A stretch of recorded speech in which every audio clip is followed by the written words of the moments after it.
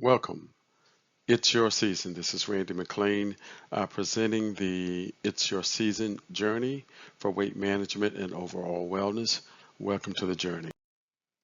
The purpose of the journey is threefold. One is, we have family histories or even genetic predispositions to chronic diseases and illnesses such as hypertension, obesity, cancer, depression, sleep apnea.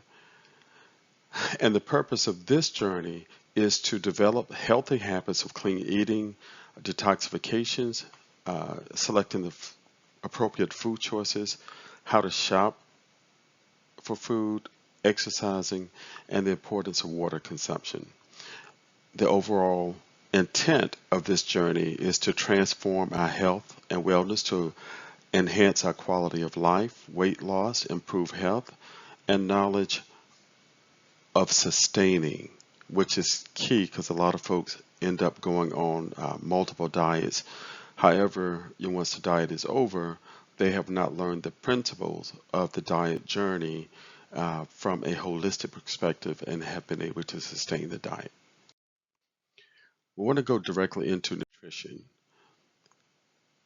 The most important things about nutrition is number one, you will eat your first meal within 1 hour of rising. For example, if I get up at 5, I have to eat that first meal by 6 a.m. You are to eat every 3 hours. After that, you'll be eating, that will set your schedule for the day. So if I eat at 6, I eat again at 9, 12, and then 3. But the clock starts ticking and restarts each morning depending on when you rise in the morning, or if you're a night shift person, whenever you get up at night. This is important to start your metabolism and to give your body the food needed for a great energetic day. Your last meal should be 2 to 3 hours before bedtime, not closest within that parameter. And if you find that you're not hungry, eat a smaller meal, including all of the macros, which we'll talk about a little later. That's a protein, a carb, and a fat. So each meal should be at least no more than 400 calories. It can be less than that, but no more. And also, the meal will include a protein, a fat, and a carbohydrate. These are sample foods of protein, fat, and carbs. And this list you can find in your participant manuals. And as you can see on the far left are your proteins. You can have chicken. And always try to get the lean cut. So you have the 70-30, but the more lean cut is like the 80-20. There's also, you can have lean beef, lean pork. You can have fish, except for catfish. You can have turkey, shrimp, scallops, eggs, turkey or pork bacon, and try to get the leanest cut possible. And you can also have yogurt as a protein. Your carbs will include leafy greens of any type, lettuce, yellow squash, eggplant, cucumber, Swiss chard, Brussels sprouts, cabbage, zucchini, apples and oranges, peaches, and grapes. Your fats are olive oil, coconut oil, butter, nuts, with the exception of peanut butter, and it should be raw nuts only, and then seeds and cheese are other sources of fat. And this slide shows an example of what your meals would look like. So this is 2 boiled eggs and a cup of grapes. With the eggs are your carbs, protein and the fat are your boiled eggs. Another example are going to be Brussels sprouts and pork loins, and it's cooked in olive oil. Now the protein is your pork loin, the Brussels sprouts are your carbs, and your oil is your fat. This example is a salad with veggies, oil-based dressing, and tuna. And this fourth one is, actually, let's go back. The fourth one was a yogurt with fruit. No oats or grains in your fruit. And this is a sample of a 1-day meal plan. So this is all your meals for this particular day.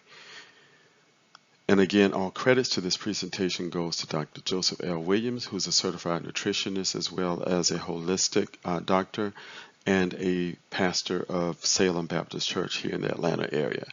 So this person, let's say if they woke up at 7 o'clock in the morning. So they ate at 8 o'clock, and it doesn't have to be exactly an hour from, as long as it's an hour within you're getting up. And this meal at 8 o'clock is 2 slices of bacon, which serves as your protein and your fat. You have a vegetable omelet, which serves as a protein, carb, and fat. And that omelet is 2 eggs. And then you have 3/4 cups of grapes, which is also a carb. At 11 o'clock, which is 3 hours from the first meal, you've got grilled chicken, which is your protein and fat, and it's 5 ounces in weight. Your sauteed spinach, which is a cup, which is a carb, and then orange slices, which is also a carb, and that's a medium orange. The third meal is a lighter meal, which is cheese string, which serves as your protein and your fat, and that's 5 ounces, and then a cup of grapes. And then the final meal is at 5 o'clock. You have spinach, strawberries, almonds, salad, that's 240 calories per 1 cup of serving. So again, just to summarize and remember why this is important. You want to eat within an hour of rising, eat every 3 hours, 3 macronutrients at each meal, 400 calories or less at each meal, weigh and measure all of your food, drink half your body weight in ounces of water. So for instance, if I'm 200 pounds, I would drink 100 ounces of water daily. Experiment with new foods just so that you don't get bored with the same foods. And the reason this is important is because during the next 40 days, we're trying to reset our metabolism and to get our bodies accustomed to a new way of eating. So for every meal, you should ask yourself these questions. And actually, that first one is a typo. It should be, do I have a protein, a fat, and a carb? Is my meal 400 calories or less? And did I avoid the foods on the unapproved list? And if you answered yes to all of those, then your meal is an approved meal. During this 40 days, you cannot eat the following: grains, glutens, breads, crackers, wheat, pastas, and wraps. And also, unless you are a vegan, you cannot eat beans or legumes. And we'll explain that at a later time. For vegans, your beans and legumes will be your source of protein. It's also important to exercise. 90% of our diets are attributed to weight loss. However, the other 10% is your water consumption as well as exercise. You want to exercise 4 to 5 times a week. It doesn't have to be anything that's brisk or doesn't have to be a whole lot of weightlifting. Just some simple running, walking, treadmill, jogging, swimming, and you want to try to burn at least 300 to 400 calories with each exercise. And personally, for me, I break that down. So if I want to burn 300 calories a day as opposed to the exercise, I may burn 150 in the morning with getting on the treadmill before I go to work. And then on my lunch break at work, I'm going to get on the treadmill for another 30 to 45 minutes and burn an additional 150. So at the end of the day, I still have burned 300 calories just from exercises. We also have a couple of videos with some recommendations on fitness videos, and they are from basic beginners to as advanced as you want it to be. Okay, tracking your calories is important to your success in this process. If you don't track what you've eaten, then you're going to be eating probably much more than you need to eat. So we track what we eat so that we make sure that we have the appropriate amount, because remember, we are measuring, weighing our foods, and to getting the exact measurements in terms of how many calories, proteins, and fats we should consume with each meal.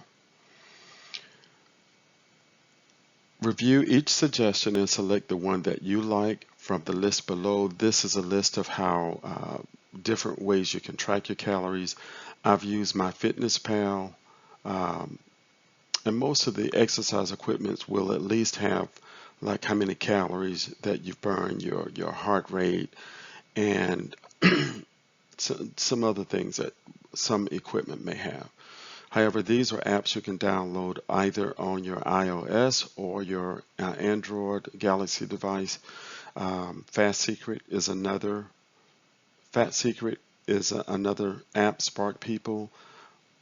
The Lose It app on the far right upper corner is a great app also because you can actually scan your barcodes and it'll key all of your food nutrients in. And then Chronometer is also another one that is a nice recommendation. So again, with our water intake, again, half your body weight in ounces daily. An example, someone weighs 200 pounds should consume 100 ounces of water daily. The only time that this is not true is on your detox days. On your detox days, you can only have the detox juice as well as distilled water. And you may want to purchase one of the water bottles with the markers, and this is an example of what that. And then I actually have one with the time markings and the inspirational sayings to try to encourage you to drink throughout the day. If you're going to take vitamins or supplements, it's only recommended that you use a multivitamin and fish oil. Outside of that, it's really not much more you would need. And the only thing I'll add about the vitamins is just want to make sure that don't get like a real inexpensive brand. Try to get something that is, high quality, doesn't have a lot of preservatives, and also you want to look for something that's probably vegan based. That way that it's not, the capsules are not lined with plastic and all of that other stuff that's not great for consumption. So how are we going to monitor our progress? We're going to monitor our weight loss and your blood pressure each week. I'm going to request that you have a photo documentation of those measurements. It will be required with your submissions. So you should expect to lose up to 10% of your starting body weight. As your weight decreases, I expect your blood pressure to follow suit. If you're on blood pressure medications, it's important that you work closely with your primary care physician as you progress. So if there need to be any alterations in your blood pressure medicines. So the reason we do the weekly monitoring is so that we can evaluate the process and also that we can tweak the plan as we go so that we can just stay on top of it from week to week. And again, you're going to send images of your weight and blood pressure weekly, and that is Saturday no later than 9 a.m. And I want you to send both images on one photo. So it's going to be required that you download like a photo grid or a collage app on your phone. The image must also include for weights. I need to see your feet on the scale and just take your feet and the actual scale itself with your weight on it. And again, you can anticipate losing 10% of your starting weight. Weekly meetings on Mondays at 8 p.m. And the content will be delivered in a variety of ways, including videos, informal check-ins, and presentations. Everyone will be assigned an accountability partner, and in that the purpose of the accountability partner is to do individual check-ins with your partner as well as holding them accountable and just offering influence and encouragement. During the process, we will have detox and fasting days. There are 2 scheduled days for detox, which are the first 2 days of the process. If you're diabetic, again, consult with your physician and do not use Dr. Joe's detox if you're diabetic because of the sugar content. You can use the Arden Gardens 2-day detox if you're diabetic. Fasting, 2 types of fasting during the process will be a water fast and a fruit fast. For the fasting, the water fast will take place 1 day a week during weeks 4, 5, and 6. The fruit fast will be doing 1 day a week during weeks 2 and 3. And for the fruit fast, you can only have apples, oranges, pears, or peaches. protocol for the water fast. You can't eat in that 24-hour period. Only drink water when thirsty.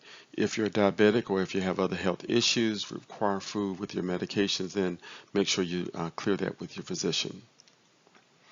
And always want to be certain if there are other medical issues to consult with your physician. The completion of this process requires that you have to lose at least 10 pounds, attend our sessions, and actively participate in the sessions. Again, this is an image of the unapproved foods. Again, no root vegetables, potatoes, carrots, except shaved carrots in your salads. No yams, no beets, no turnips. You can have turnip green, but not the actual turnip root.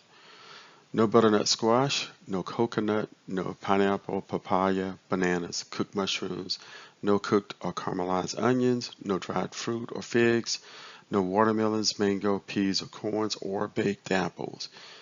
No chicken wings with skin. You can have the chicken wings without. I recommend air frying your meats. It's quick and you don't have to stand over to flip it. But an air fryer or then the grilling is also great. Turkey wings with skin, no Beyond the Meat or I Can't Believe It's Not Meat products because of the high preservative and sodium content. No lunch deli meat because of the high contents of salt. No vegan cheese, no smoked meats, no tofu or tempeh. Also, you can't have beans or lentils unless you're vegetarian because that's their source of protein. Avoid all grains, bread, pasta, wheat. Even if it says gluten-free, avoid all of that.